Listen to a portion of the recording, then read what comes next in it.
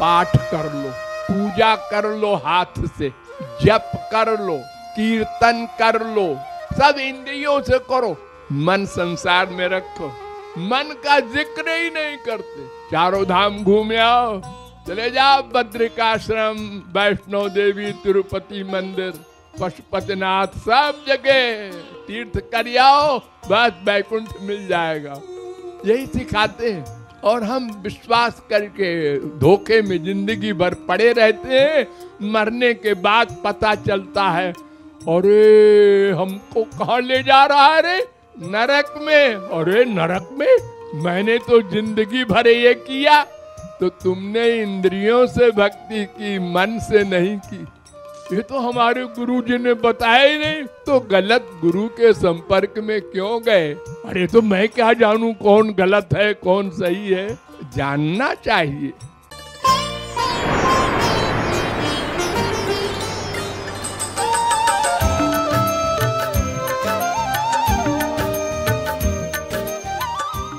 शास्त्रों में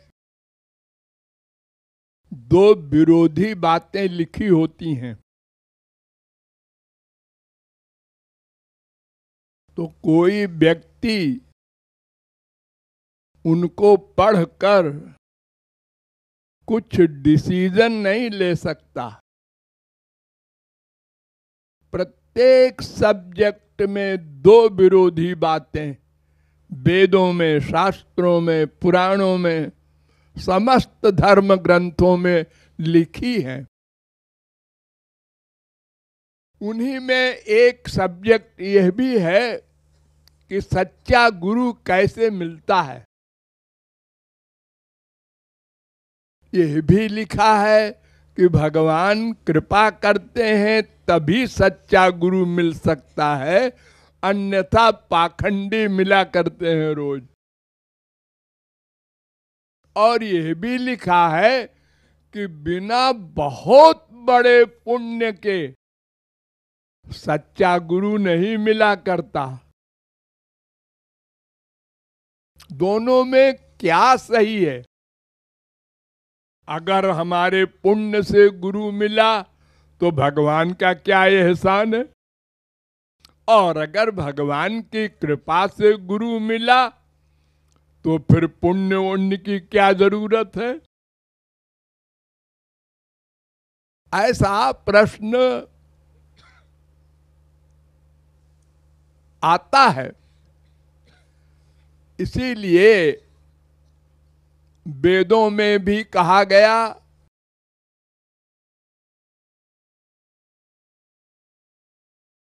प्राप्य वरान निबोधत। वेद पढ़ना सुनना मत,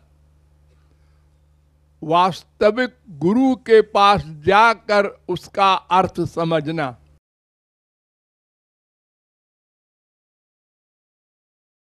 गीता में कहा गया, तद विद्य प्रणिपातेन परिप्रश्नेन सेवया। ऐसे गीता न पढ़ना सुनना, गुरु के पास जाना, सेवा करना और शरणागत होना, तब गीता का अर्थ समझाएंगे वो। रामायण में भी लिख दिया तुलसीदास ने, जे श्रद्धा संबल सहित नहीं संतन को साथ, तिनका मानस अगम अति जिनहि न प्रिय रघुनाथ। तीन शर्त है,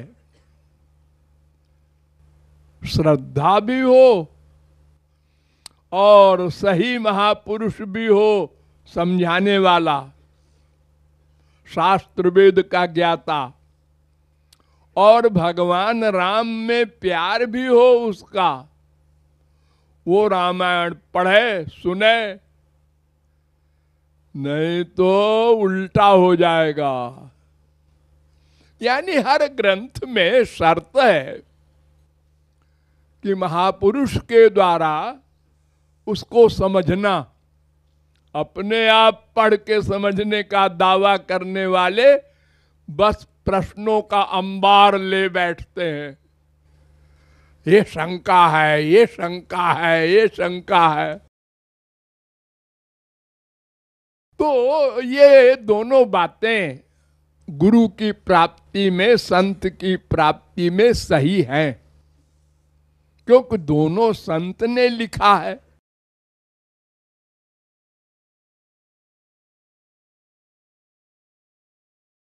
बिना पुण्य के अगर भगवान की कृपा से गुरु मिले तो फिर सबको मिलना चाहिए। किसी को पाखंडी मिला और वो बेचारा उसी के चक्कर में पड़ा है सारे जीवन।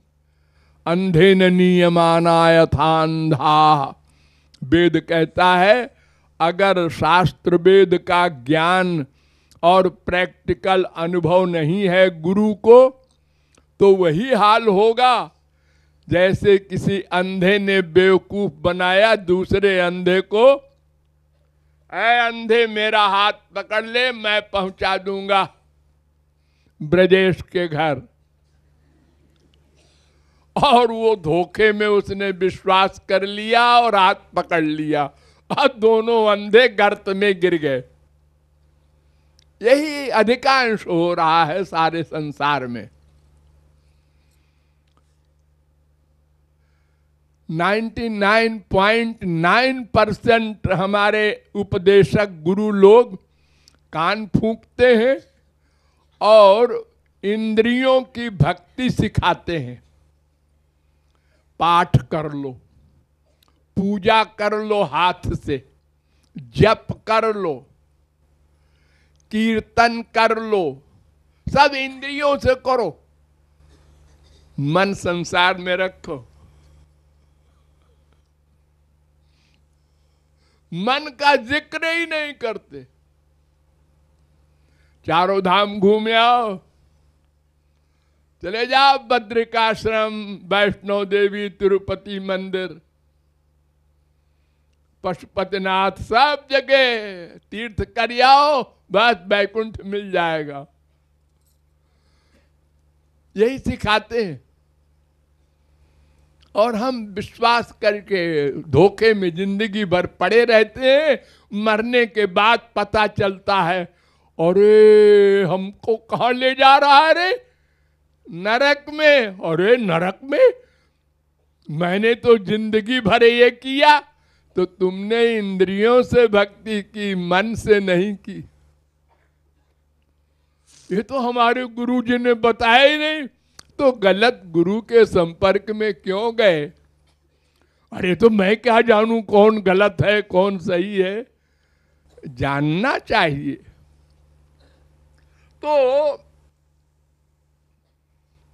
ये तो लॉजिक से समझ में आता है कि अगर हमारे पुण्य पुंज से गुरु न मिलता और हरि कृपा से मिलता तो फिर सबको मिलता, और सबको सही गुरु ही मिलता, गलत गुरु किसी को न मिलता। लेकिन ऐसा नहीं। इसलिए पुण्य पुंज भी हो और भगवान की कृपा भी हो। अरे तो जब पुण्य पुंज से मिलना है तो फिर भगवान की कृपा क्या आवश्यकता है? अरे पुण्य पुंज तुम्हारा क्या है? कर्म है ना। हाँ, तो कर्म अपने आप फल कैसे बनेगा? जैसे मान लो तुमने पूर्व जन्म में किसी गुरु की सेवा की है, तन से, मन से, धन से। अब तुमको इस जन्म में सच्चा गुरु मिलने का फल मिलना चाहिए, तो वो कर्म अपने आप फल कैसे बन जाएगा? उसको तो जानने वाला एक कोई होना चाहिए, सर्वज्ञ भगवान, और उसका फल देने वाला वही भगवान, जो आपको उस संत से मिलावे और आपकी श्रद्धा हो उसके प्रति। यह भी शर्त है। संत मिल गया और हम बैठे उसका निर्णय करने अपनी 4 अंगुल की खोपड़ी से, और रिजेक्ट कर दिया। ऐ संत वंत नहीं है, ये तो हमारी तरह है। चलो, अब उसके मिलने का फायदा क्या हुआ, और अपराध कर बैठे, नामापराध। तो ये न हो, ये पुण्य पुंज से ये नहीं होगा। अगर हमारे पूर्व जन्म के पुण्य हैं तो भगवान 2 काम करेंगे। एक तो उस पुण्य पुंज के अनुसार सच्चे गुरु से मिलाएंगे, और दूसरे तुम्हारे अंतःकरण में बैठकर तुम्हारी श्रद्धा करा देंगे, उसके प्रति विश्वास करा देंगे, कि तुमको विश्वास हो जाए ये संत है, और तुम शरणागत हो करके साधना करके अपना लक्ष्य प्राप्त करो। इसलिए भगवान की आवश्यकता है। कर्म अपने आप फल नहीं बन सकता, वो जड़ है। हम तो अपने कर्म को जानते भी नहीं, क्या हमने किया पूर्व जन्म में। और अगर जान भी ले तो उसका फल हम कैसे ढूंढेंगे। असली संत कौन है? तो भगवान ही ये सब काम करते हैं, लेकिन पुण्य के अनुसार। तो जिसके पुण्य नहीं है, पाप अधिक किया है, उसको अपनी बुद्धि के अनुसार पाखंडियों का चक्कर मिलता है, और जिसके पुण्य पुंज है उसको भगवान कृपा करके किसी वास्तविक संत से मिला देते हैं और उसमें श्रद्धा करा देते हैं, तब उस जीव का कल्याण होता है। इसलिए दोनों वाक्य सही है।